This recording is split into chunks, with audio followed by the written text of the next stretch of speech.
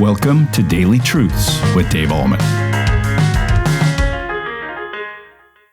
Hi, everybody. Welcome to Daily Truths. We've all had it.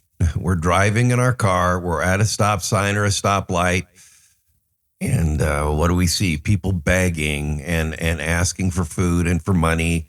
I saw one sign that said, hey, I can't help it. I need some booze.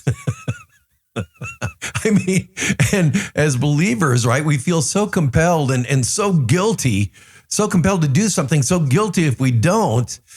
How do you deal with that? What do you do? What's the right thing to do? What would honor God in those situations? Well, it just so happens that Jesus talks about this kind of stuff in Matthew chapter 5, verse 42. Listen to this.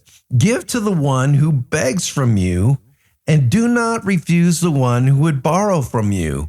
Now, that doesn't mean that you give to any Tom, Dick, or Harry who's, struggling, because you really don't know what they're going to do with the money, right? This is what Martin Luther said about all this. He said, Christ is not telling me to give what I have to any scoundrel that comes along and to deprive my family of it or others who may need it, of whom I'm obliged to help. So Martin Luther says there has to be some discretion involved when it comes to giving to folks who seemingly are needy. So when there is an intentional, integrity-based, real need, indeed, we should be giving to folks like that.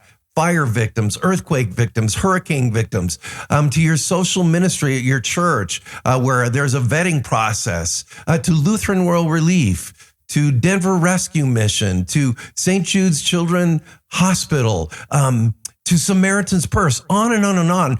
We can look at all kinds of institutions and organizations that have the best interests of people who have real needs in mind, and we should be doing whatever we can to support those folks who carry out that kind of ministry. But let's get back to the person who's begging on the street. What do?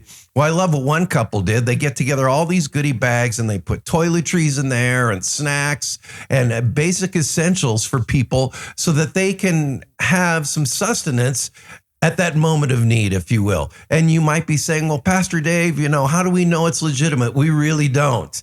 But we don't want to give them money because we're afraid that they might spend it on alcohol. And so if we give them, vegetables, fruit, toiletries, maybe a gift certificate to a grocery store, something like that, that's perfectly okay.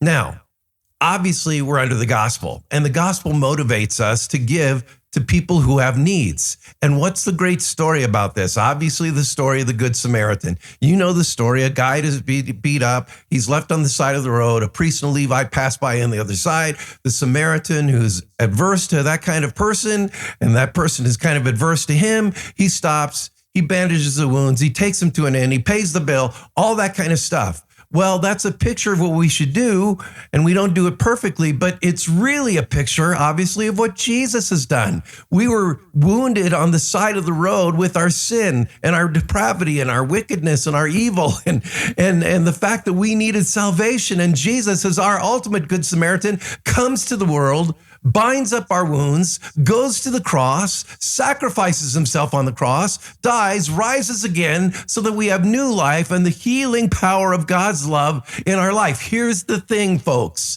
That's what motivates us to give. And so when we see intentional needs out there, integrity-based needs of people who really need our help, we can give freely, generously, with no strings attached, because we've been touched by the Master's hand, renewed by the Spirit, given new life in Christ Jesus, and then that motivates us to give as we are able. And so when you see people who have legitimate needs out there in the real world, may we give freely, generously, as the Spirit moves us to do so. Why? Because Jesus tells us to do so in this powerful verse found in Matthew chapter 5, verse 42. And that is today's daily truth. Have a great day in Jesus Christ. Thank you for tuning in to Daily Truths with Dave Ahlman. If this ministry is blessing you, please consider supporting us by sharing this channel with a friend. You can also like, comment, subscribe, or leave a review. This helps us tremendously. Come back tomorrow for your next Daily Truth.